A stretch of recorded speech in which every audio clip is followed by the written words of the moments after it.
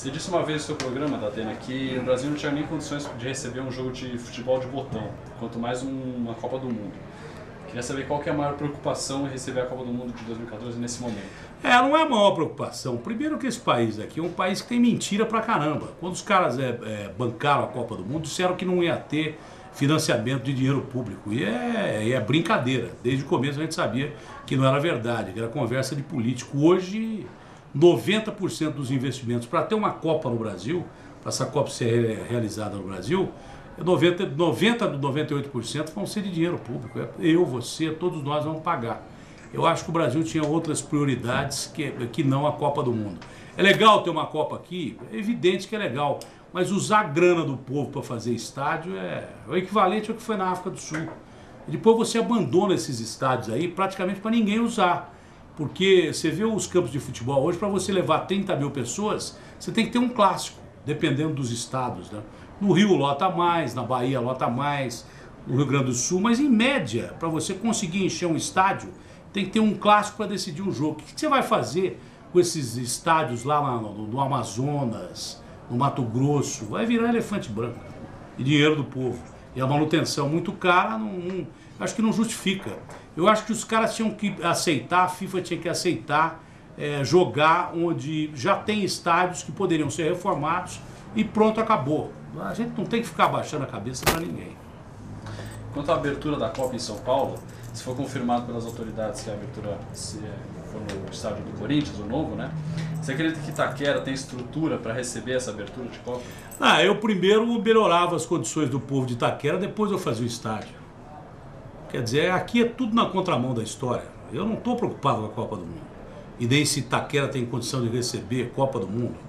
Eu acho que Itaquera devia ter mais hospitais, devia ter um transporte coletivo melhor, deviam melhorar as estações do metrô, para depois pensar em Copa do Mundo. Não dá para pensar no Brasil em termos de Copa do Mundo. Isso aqui não é a pátria de chuteiras, sabe? O Brasil tem o melhor futebol do mundo? Tem, não tem dúvida nenhuma.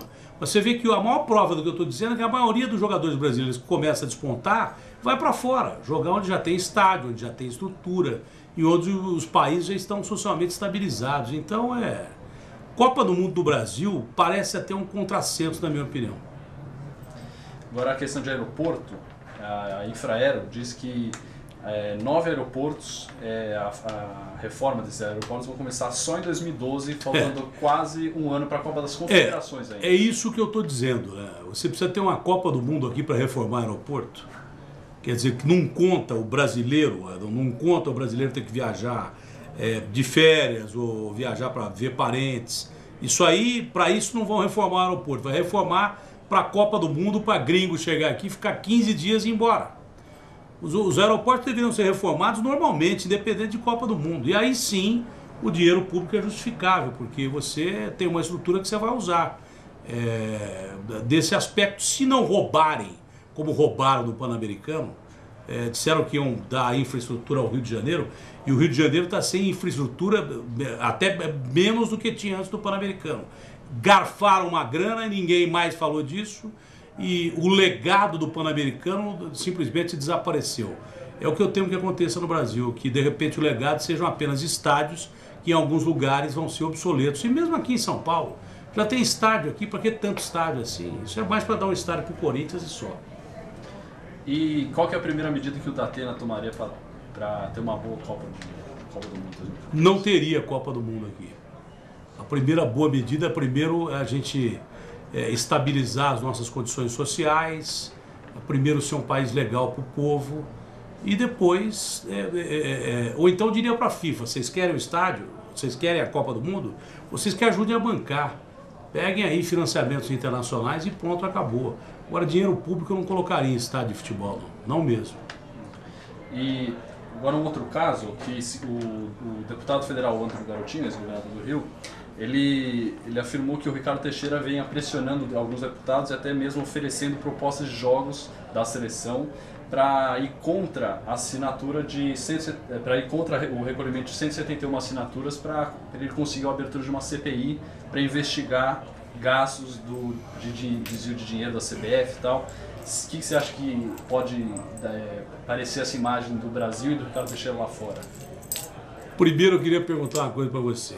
O garotinho outro dia não estava sendo investigado? Com certeza. Não estava? Então quem é o garotinho para investigar alguém? Agora, vamos por partes. A CBF merece uma CPI, uma auditoria? Acho que merece. Acho que poderia ser passada a limpo essa grana toda que a CBF recebe e onde ela vai, onde ela é utilizada. Até por um interesse público. Até o Ricardo Teixeira não disse que ele é o cara mais honesto do mundo? Até para provar que ele é um cara honesto, ia ser um atestado de idoneidade moral para ele.